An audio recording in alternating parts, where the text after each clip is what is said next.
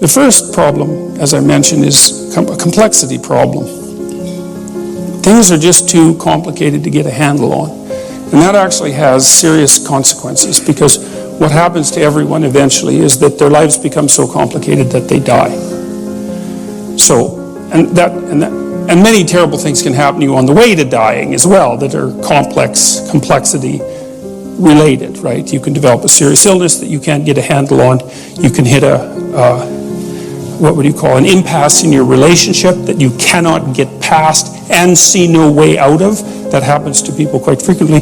People who are suicidal, for example, they often feel like they've been backed into a corner, that they have no options. They have no good options. No matter which way they turn, there's something terrible to face, and they can't see any way out of it. And sometimes that's more true than you'd like to think, because we also tend to like to think that people's problems are primarily psychological, but they're not.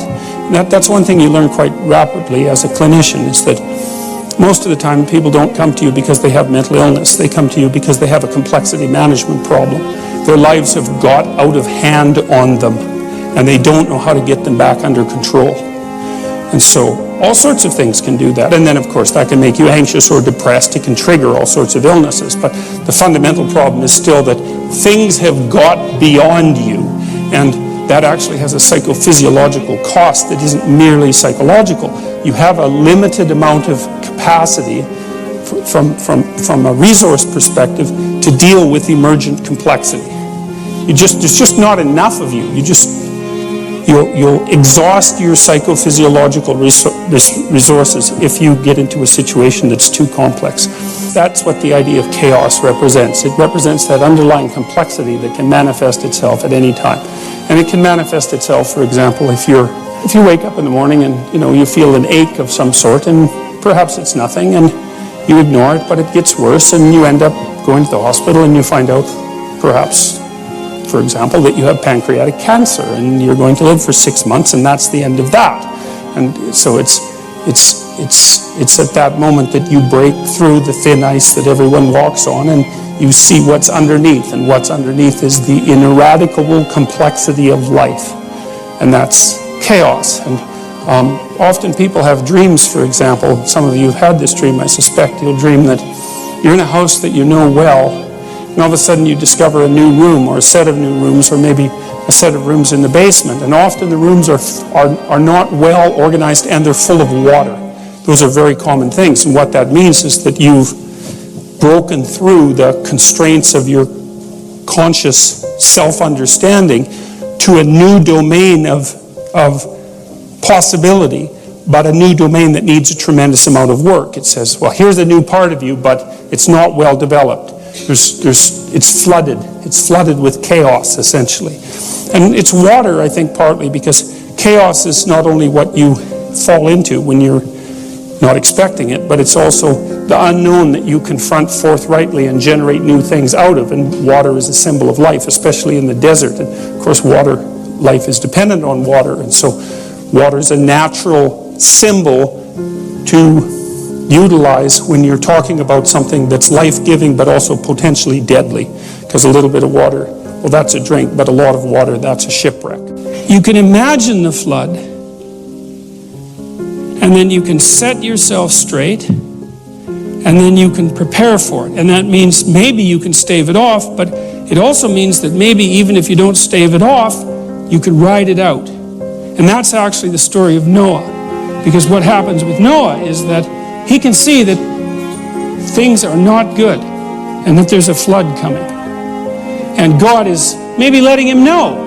And it says in the story that Noah walked with God. Remember, and that's what Adam did before he got all self-conscious about the whole thing. He walked with God. We'll talk about that more next time. But what that would mean maybe is because Noah was straight, and he put himself together, and his familial relationships were good, because it also says that his antennae were working. And he could see a little farther into the future than someone whose vision was completely obscured by fog and chaos. And he could tell that things were not going to go well. And so he prepared for it. And because he prepared for it, well, then things actually went pretty well for Noah, even though the flood came. And so that's an interesting thing, because that's an indeterminate issue in human existence. Are they going to be catastrophes for you? Or are you going to ride them out? Are you going to prepare? Well, the first issue might be, well, do you have your act together well enough to see them coming with enough advance warning so that you can take proper measures? Maybe just to sidestep it. Maybe just don't go where the flood is going to be. That's a simple thing. But maybe you don't have that luxury, right? And so it is going to be a catastrophe. Maybe someone in your family is going to get really, really sick, right? And maybe there's just a tiny pathway through that everything doesn't fall apart. It doesn't end in divorce. It doesn't end in death. It doesn't end in sorrow. It doesn't end in catastrophe. But the margin of error is like slimmed down to virtually zero. And every imperfection that you bring to that situation is going to increase the probability that that tragedy is going to turn into something indistinguishable from hell. And that's coming. It's coming your way. Absolutely, certainly. And so then you might think, well, since it's coming your way, maybe the best thing to do is to put yourself together so that when it comes, it can be the least amount of awful possible.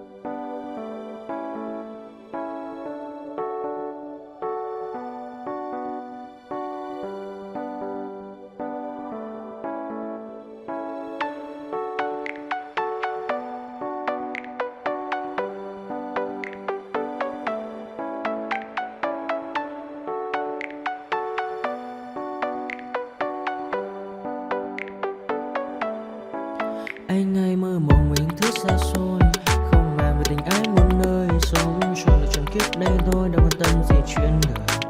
Thế mà lại ngâm tương tư, ông tầm bà mút xe tơ, đêm nằm trộm nhớ mơ mơ về ai.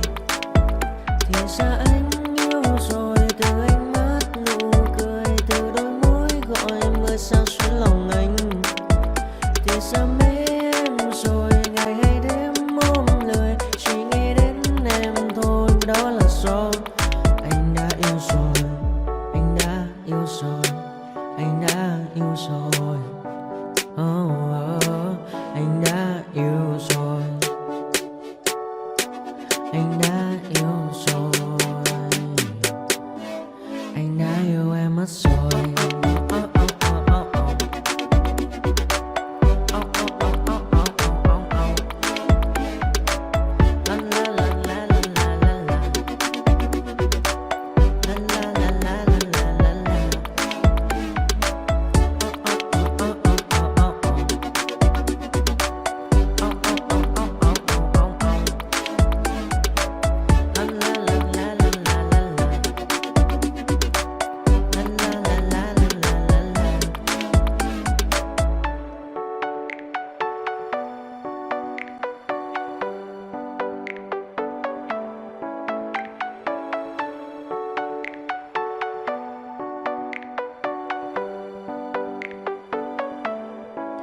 Anh ai mơ mộng về những thứ xa xôi, không màng về tình ái muôn nơi. Sống cho là trọn kiếp đây thôi, đâu quan tâm gì chuyện đời, thế mà lại nỡ